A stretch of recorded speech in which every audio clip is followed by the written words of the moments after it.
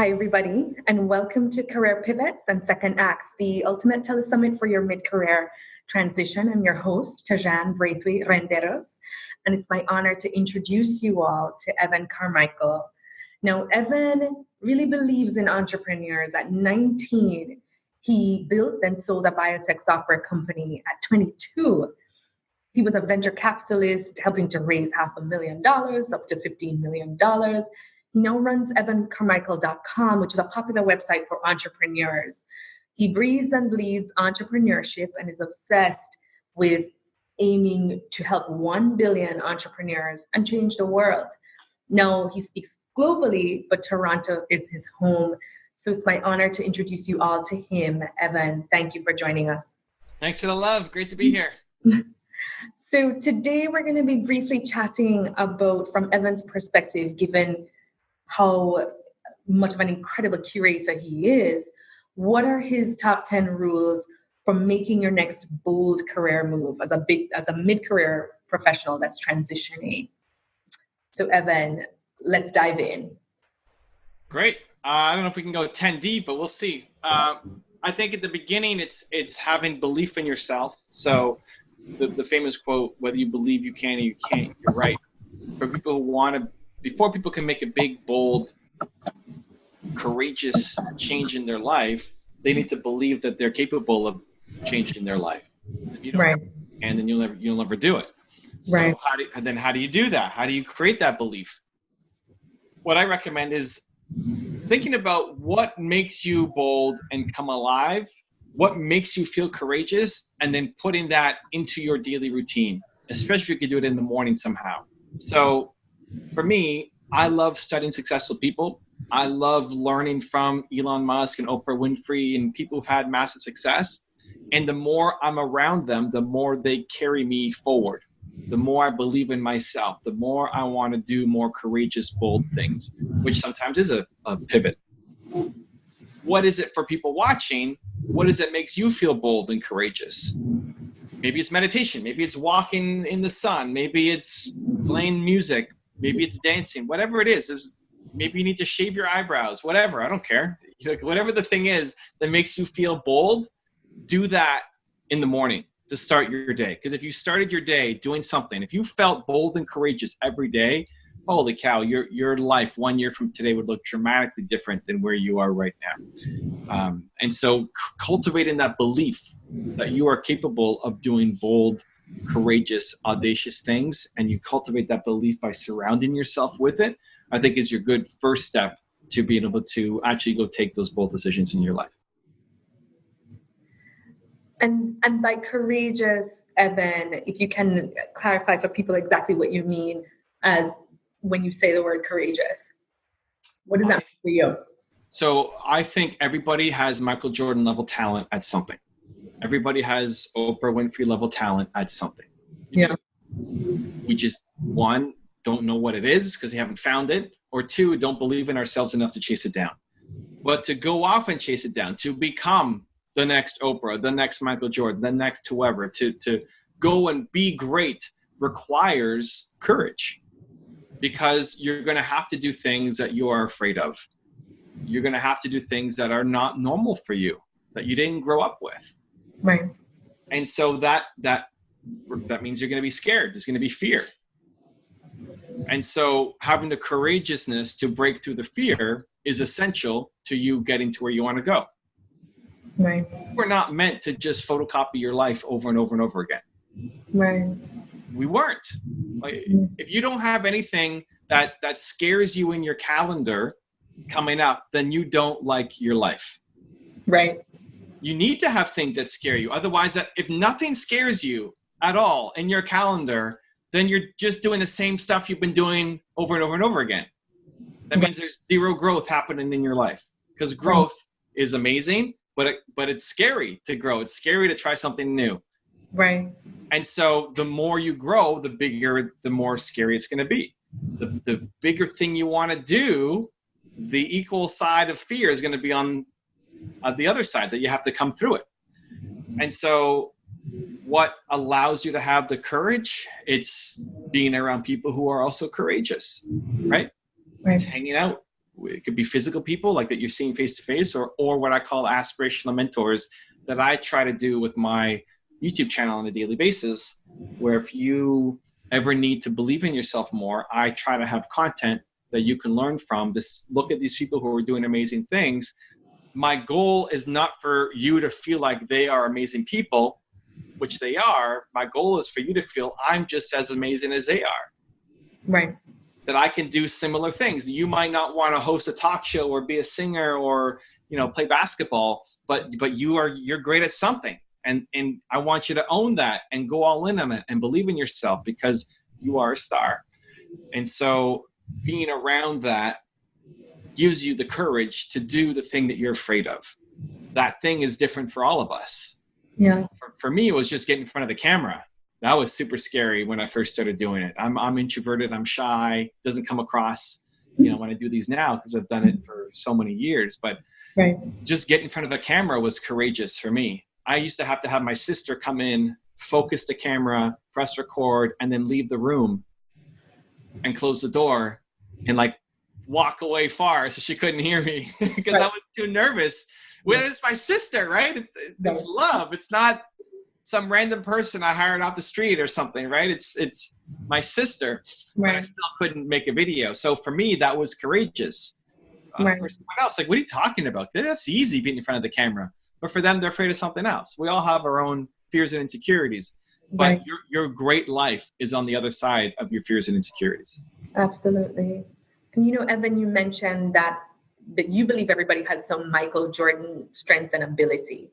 Mm-hmm. And unfortunately, as a career coach, I know that statement would stop many people in their tracks. Many people just don't believe that about themselves, unfortunately, even though it's true. Mm-hmm.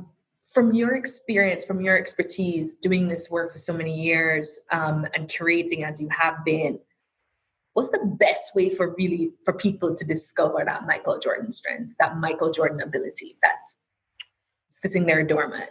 So I'll answer it, but I think the problem isn't the discovery. The problem is the belief. Just like you said, they don't believe they have it. So you could sit there and help them find it, but they don't believe in it. Yeah. So that's the problem. What's most of my content. It's just around belief. I want to cultivate the belief that maybe I can't. Just give me a little inch, a little bit, a little crack to say maybe I could. That's all we need, right? So you can dive in and create that wedge to open up a brand new world for you. I think most people are still stuck in that spot where they don't believe in themselves enough. If now we've crossed that giant chasm and they believe they have great talent, but they don't know what it is, then it's exploring. You explore, you taste, you try. You can't think your way through this. This is a matter of the heart. You don't wrap your head around it. You wrap your heart around it. Yeah. You can't think your way through it. You need to experience it. Yeah. So how do you know if you like sushi? You got to try it. You can't think your way through liking sushi. Mm-hmm. You have to go and do it. And I think most people just photocopy their lives over and over again. They don't get enough exposure to new things, to taste, to test, to try. And so you don't find the thing. Most people never find the thing that they should be doing because they didn't try it. Now, it's trying with having zero expectations and expecting to suck at the beginning. Most people want to be great the first time out, and we were perfectionists. So we want to try something and crush it. You're not going to crush it. Mm-hmm. If you make a video and you crush it, you should have started making videos 3 years ago. Mm-hmm. You're supposed to suck at the beginning because it's the beginning. Right. And so just like if you're going on a date with somebody, the acid test should not be, am I going to marry this person? You're setting yourself up for failure. It's, do I want to go on a second date with this person? Do I want to go back? Was it a good time or not? Do we have something in common? Is it worth hanging out more? That's the same thing for, at least in my view, for approaching your career is you want to try stuff and see how it sits. My first YouTube videos were really bad. It took me 350 videos until I wasn't completely embarrassed by my own content. I couldn't watch it back, just embarrassed. 350 videos. But I liked it. I liked it. I liked the process. I liked making videos. I wanted to get better at it. And if you like something, you have a passion for it, you'll get good at it with enough effort. Yeah. I had no natural abilities. I wasn't raised in front of the camera. I was shy and introverted and don't want to be famous and had all sorts of issues to work through, but I just enjoyed it.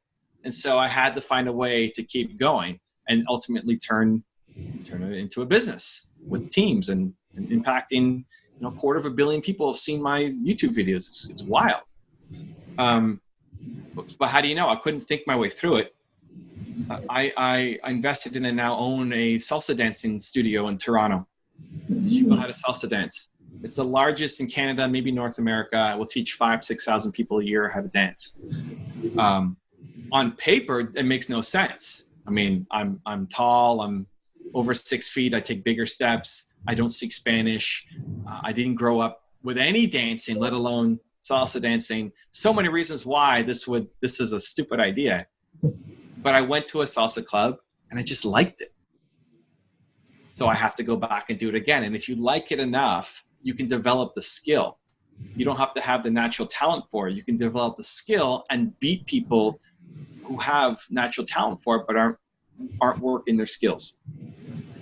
So I think people need to just explore more, try more, taste more. Look at the events that are happening in your city this weekend and just what looks interesting and go and just try and ask questions and see how it feels.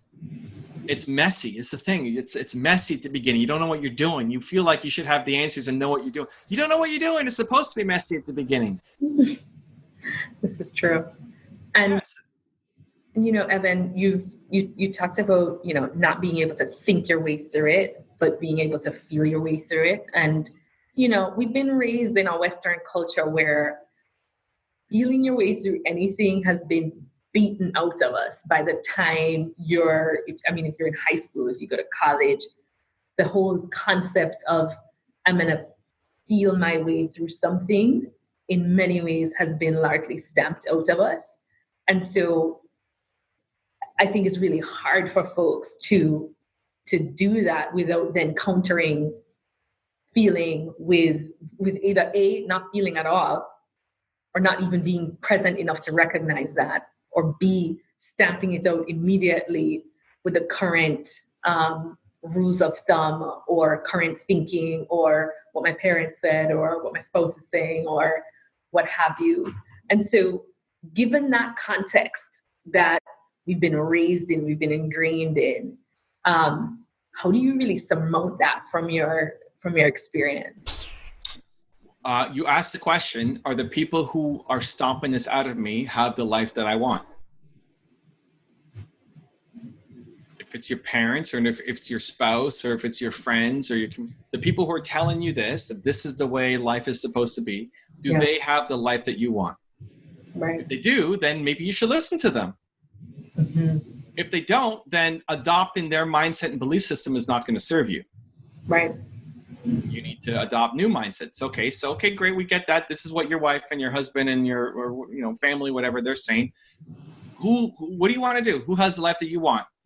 Okay, on my wall I've got Steve Jobs behind me and Kanye and my parents, and so I'll look at them. So say this, pick Steve Jobs. Okay, great. What does Steve Jobs then believe? And then you go and research his story and say, oh, he believes things that are different than what these people are telling me to do. Okay. Let me find somebody else. Maybe Steve Jobs is just a weirdo. Okay, let's go study. Right, it's why I have so many different people on my channel. There's everybody. People who've had success. There's a new person every day. You can go learn from them. What do they think? And then you'll notice there's a big difference between people who've had success and the people who are stomping out these ideas in you who want you to stay where you are. And so when you realize that gap, that's the thing. It's just give me an inch. Give me this little crack in the armor and we'll blow it up. Just give me just a little hope. There's a little possibility that they may be wrong, that there might be hope. And then we'll blow that up and build you a new life. On the part that it's hard, one thing I love catching in language, if the reason is it's hard, is great. You do hard things. You're a person who does hard things. Yeah. You don't want to just be on easy street your whole life. Mm-hmm. Easy is boring. You do hard things. It's hard, great. Hard is not a reason not to do something. So is fear. I'm afraid. Okay, great. Being afraid is not a good enough reason not to do something. Right. And those are usually the two. It's hard or I'm afraid. Those aren't good enough reasons, not for you. Right. Because you got Michael Jordan level talent. And what's the feeling that you're chasing to let you know that you're on the right track? I mean, many people have different theories around that, but what's the feeling for you that makes you know like it's A and not B? When I'm helping somebody else? When in terms of making a big pivot that has significant ramifications one way or the other.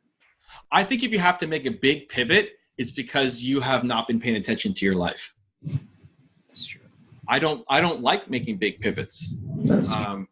I try to pay attention to. So I look at my calendar as the essence of my life. Like what's in my calendar gets done. So my family time, my wife time, everything, we put it in the calendar. And I look at my calendar and say, if I did this, would I have a balanced life for me?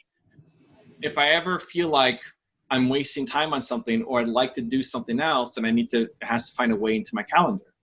And so you will always grow. Like no matter how great we are now, my calendar now, your goals now, what you think is a balanced life right now, it will change. It will change. In 5 years, it will change. There'll be other life circumstances. You'll want to learn other things.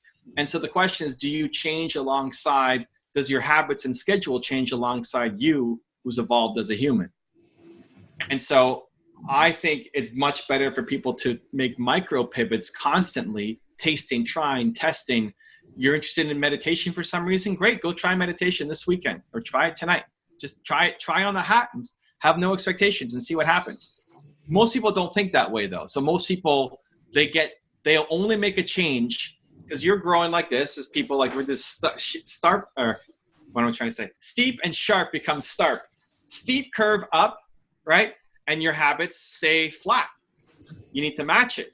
And so most people only are willing to make a change when it's so painful to them because there's been such a chasm created because they've grown to be such a different person compared to what their habits and actions are right now. It's so painful that they need to act.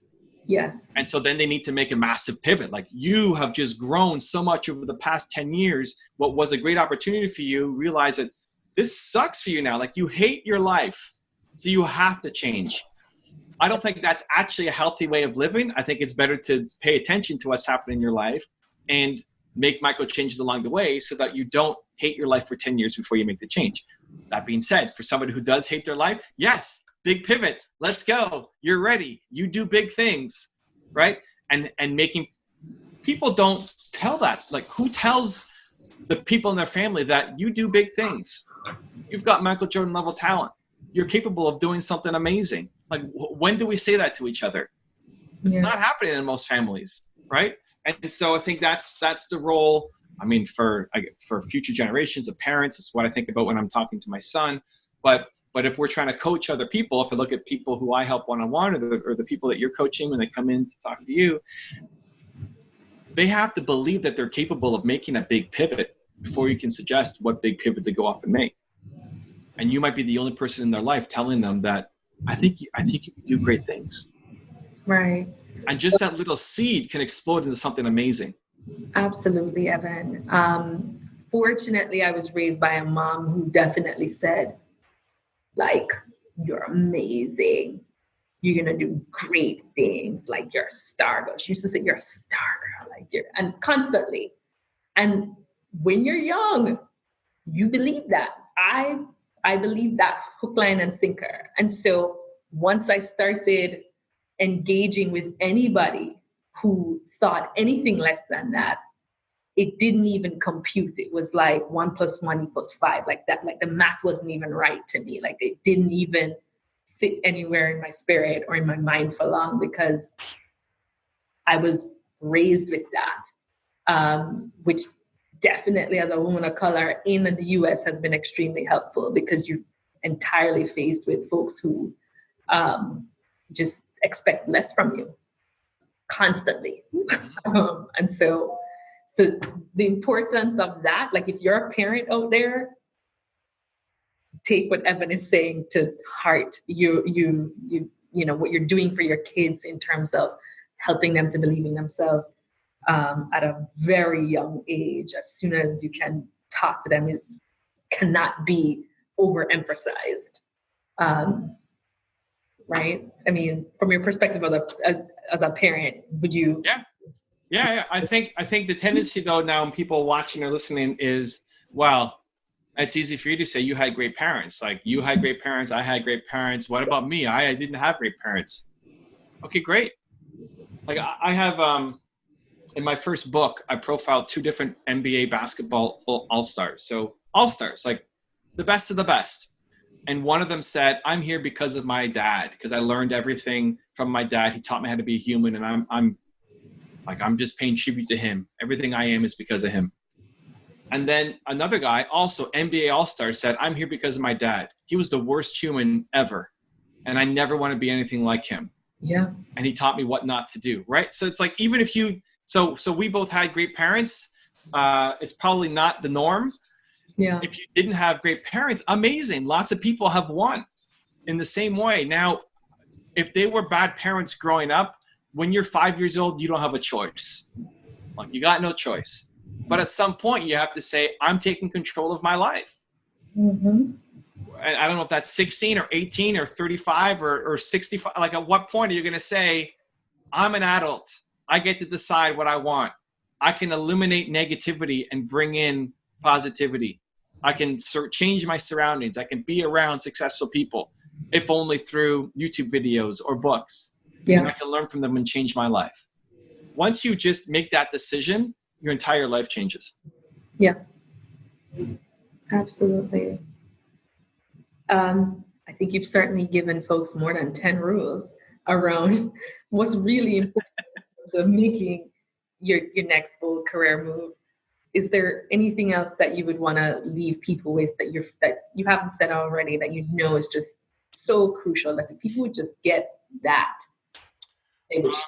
Yeah, I would say I have a expression called the 2% difference, Mm-hmm. which means most people, when they come up with a new idea, they default to planning, to thinking, to strategizing. I think that's actually the wrong first step.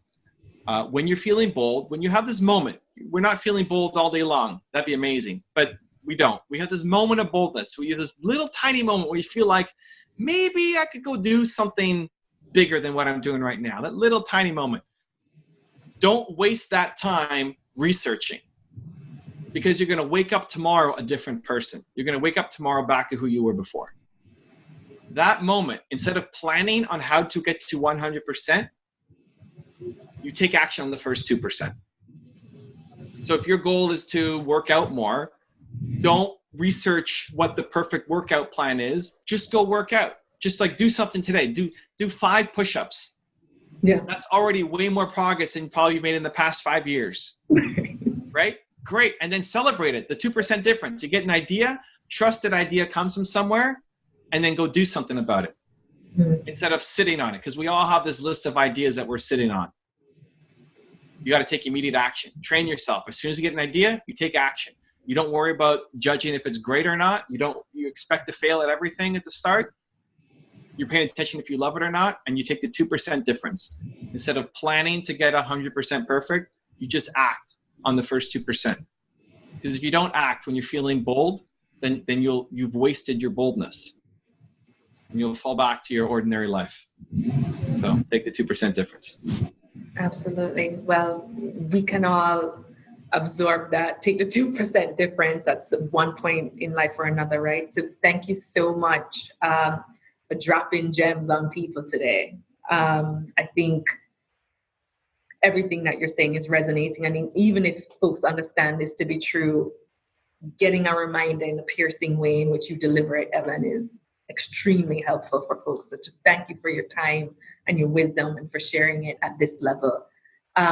If folks want to learn more about you, who might not be aware of you, like where are you most active? Where's the best place for people to be in touch with you, follow you, get involved in your ecosystem?